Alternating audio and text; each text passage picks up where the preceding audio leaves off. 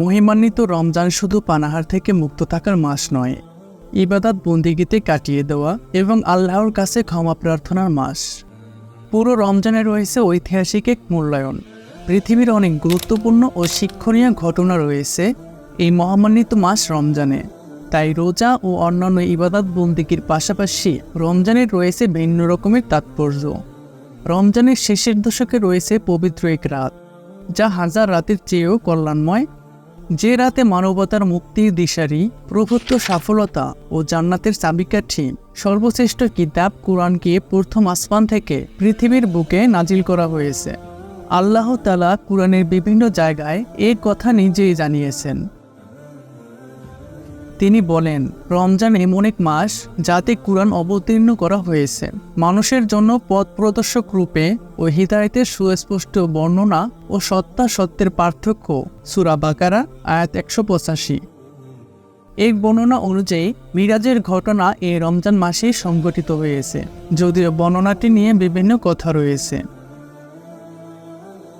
জানুনের এই পর্বে রমজান মাসে ঘটে যাওয়া ঐতিহাসিক কয়েকটি ঘটনা সম্পর্কে সংক্ষেপে আলোচনা করা হবে।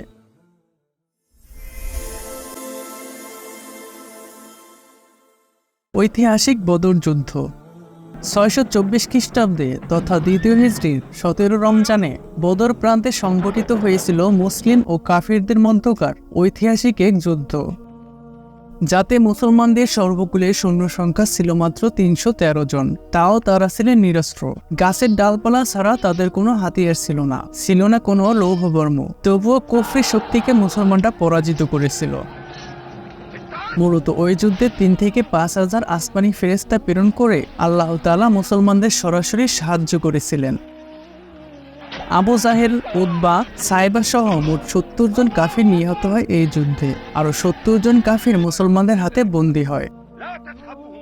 অন্যদিকে 14 জন মুসলিম মুজাহিদ বীর বিক্রমে লড়াই করে শাহাদাতের গৌরব অর্জন করেন। মক্কা বিজয়। 8ম হিজরির 20 বা 21 রমজান শুক্রবার নবীজি সাল্লাল্লাহু আলাইহি সাল্লাম ও সাহাবায়ে কিরাম মক্কা বিজয় করেন। তখন কাবাঘর মুশরিকদের 360টি মূর্তি দিয়ে ভরা ছিল। মুসলমানরা সেগুলোকে অপসারণ করে আল্লাহ তাআলার ঘরকে পবিত্র করেন এবং কাফিরদের সাধারণ ক্ষমা ঘোষণা করেন। নাখলা নামক জায়গায় মূর্তি অপসারণ। নবীজি সাল্লাল্লাহু আলাইহি সাল্লাম 8ম হিজরির 25শে রমজান হযরত খালিদ বিন ওয়ালিদ রাদিয়াল্লাহু আনহু এর নেতৃত্বে একদল সেনাবাহিনী প্রেরণ করেন নাখলা নামক জায়গার একটি বৃহৎ আকার মূর্তি অপসারণের জন্য। কাফিররা এর পূজা করত, যার নাম ছিল উজ্জা। হযরত খালিদ বিন ওয়ালিদ রাদিয়াল্লাহু আনহু নিজ হাতে ওই মূর্তি অপসারণ করেন। তারপর তিনি বলেন, আর কখনো এখানে উজ্জার উপাসনা হবে না। তায়েফে লাত নামক মূর্তি অপসারণ। 9ম হিজরির রমজান মাসে তায়েফের সাকিব গোত্র স্বেচ্ছায় ইসলাম ধর্ম গ্রহণ করে এবং তারা নিজেরাই আনন্দের সাথে নিজেদের উপাস্য লাত নামক মূর্তি অপসারণ করে। ঐতিহাসিক তাবুক যুদ্ধ। 9ম হিজরির রজব মাসে তাবুক যুদ্ধ সংঘটিত হয়, কিন্তু তাবুক যুদ্ধের কিছু ঘটনা সংঘটিত হয় 9ম হিজরির রমজান মাসে। এছাড়া হিজরতের 2 বছর পূর্বে রমজান মাসে উম্মুল মুমিনিন হযরত খাদিজা রাদিয়াল্লাহু আনহা এবং নবীজি সাল্লাল্লাহু আলাইহি সাল্লামের মেয়ে হযরত রুকাইয়া রাদিয়াল্লাহু আনহা ইন্তেকাল করেন। হযরত হাসান ইবনে রাদিয়াল্লাহু আনহু 3য় হিজরির রমজান মাসে জন্মগ্রহণ করেন এবং 4র্থ হিজরিতে নবীজি সাল্লাল্লাহু আলাইহি সাল্লাম হযরত জাইনাব বিনতে খুজাইমা রাদিয়াল্লাহু আনহাকে বিয়ে করেন। 11 হিজরির রমজান মাসে নবীজি সাল্লাল্লাহু আলাইহি সাল্লাম এর সবচেয়ে আদরের মেয়ে জান্নাতি নারীদের সর্দারিনী হযরত ফাতিমা রাদিয়াল্লাহু আনহা এবং 40 হিজরিতে শেরে খোদা হযরত আলী রাদিয়াল্লাহু আনহু ইন্তেকাল করেন। কুরআন নাজিল। আরবি মাসের 9মতম মাস হল মাহে রমজান।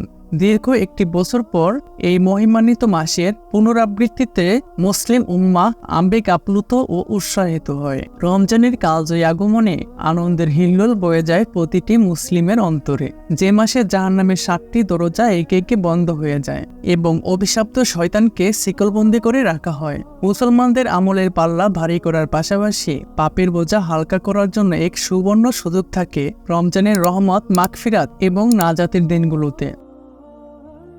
এই ফজিলাতপূর্ণ মাসের শান, মান, মর্যাদা যে কারণে অন্য মাসের তুলনায় বৃদ্ধি পেয়েছে তার একটাই জবাব। এই মাসে মহান আল্লাহর পক্ষ থেকে তার প্রিয় রাসূল, আমাদের প্রাণের প্রিয় নবী হযরত মুহাম্মদ সাল্লাল্লাহু আলাইহি সাল্লামের উপর হেদায়েতের সর্বোচ্চ গ্রন্থ পবিত্র কুরআন মাজিদ অবতীর্ণ করা হয়।